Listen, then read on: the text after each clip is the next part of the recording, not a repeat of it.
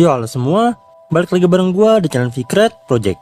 Agak beda dari biasanya, di video ini gue pengen ngebahas tentang story terbaru Genshin Impact, yaitu story 7.0 atau SNES Naya X1 dan 2. Buat yang belum tahu, gua juga ngemainin game ini. Dan sebenarnya gua pun udah lama pengen ngebahas story dari game ini, tapi baru kesampaian sekarang.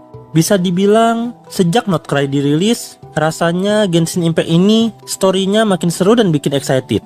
Bahkan gua sempat bikin beberapa short tentang itu. Apalagi sekarang udah masuk SNES Naya. Itu ngebuat gua ngerasa sayang banget kalau gua nggak ngebahas story ini.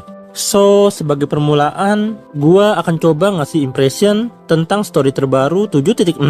Dan kalau ternyata video ini rame, mungkin aja gua bakal lanjut lagi di patch kedepannya. Tapi buat sekarang, mari kita fokus ke patch ini dulu. Story 7.0 bisa dibilang belum terlalu hype banget. Masih banyak momentum yang cenderung flat dan kurang heboh, terutama karena ini masih permulaan. Lalu ada naiknya pun baru di akhir-akhir aja. So far, X1 nyeritain tentang seluk-beluk situasi SNES Naya. Baik itu tentang masalah kekurangan energi, tentang organisasi Rokot, dan tentang project Stusa yang menciptakan konflik di mana-mana. X1 bisa dibilang sih nuansanya biasa aja, tapi tetap mengandung banyak dialog dan informasi yang menarik. Nah, barulah di Act 2, cerita mulai menjadi lebih seru. Mulai dari traveler yang terjebak di dalam domain Ronova, yang mana penuh dengan teka-teki misteri pembunuhan yang menarik, hingga pertarungan melawan Ronova yang melibatkan Mythia, Paimon, dan juga Pierrot. Act 2 ini bagi gua seru banget, dan juga penuh dengan lore. Seperti identitas Paimon sebenarnya yang ternyata buatan dari Celestia. Lalu tujuan dari Project Stusa yang ternyata untuk melawan Ronova dan juga Heavenly Principle. Akhirnya semua benang merah yang selama ini gantung mulai masuk akal.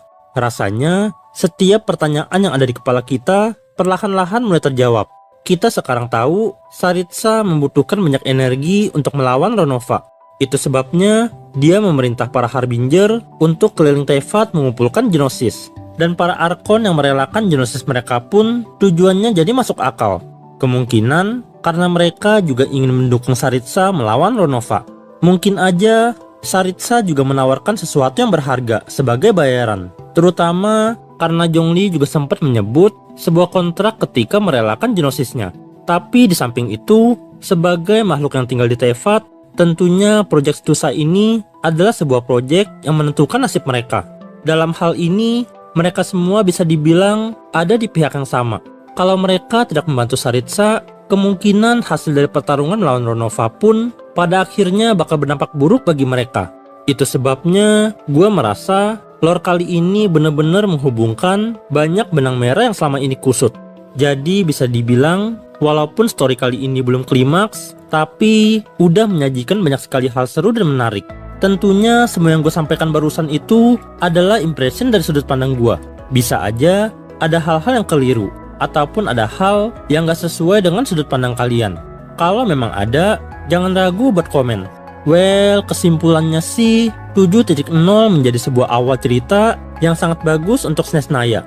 Misterinya menarik, momen actionnya seru, momen sedihnya dapet, dan setiap lore-nya pun juga asik buat disimak. Lalu, yang paling gak boleh ketinggalan buat dibahas, adanya karakter baru bernama Odette. Mungkin bagi sebagian orang, Odette itu biasa aja. Cuma karakter yang tanpa emosi, ataupun karakter yang cuma dipakai untuk meta aja. Tapi dari sudut pandang gue, Odette ini justru berhasil ngebuat gue semangat main lagi. Sejak munculnya Odette di trailer awal, gue udah suka banget sama desain karakternya. Setelah sekian lama nggak ada karakter yang menurut gue atraktif, Odette ini dateng dan langsung menjadi favorit gue. Dari segi backstory, emang nggak begitu wah, tapi udah lumayan menyentuh dan bagus. So, selain story yang apik, gue juga puas banget karena karakter-karakter di SNES Naya rata-rata terasa fresh dan menarik. Untuk sekarang sih, gue ngasih rate 8,5/10 untuk story 7.0. Gua harap moga aja di patch ke depan story-nya bisa jadi lebih wah lagi. Nah, itu dari gua. Kalau kalian gimana? Bagaimanakah pendapat kalian untuk story 7.0 ini? Coba sharing opini kalian di kolom komentar. Dan ya, gua rasa itu dulu yang bisa gue bahas di video kali ini. Terima kasih udah mampir. Dan sampai jumpa di video selanjutnya.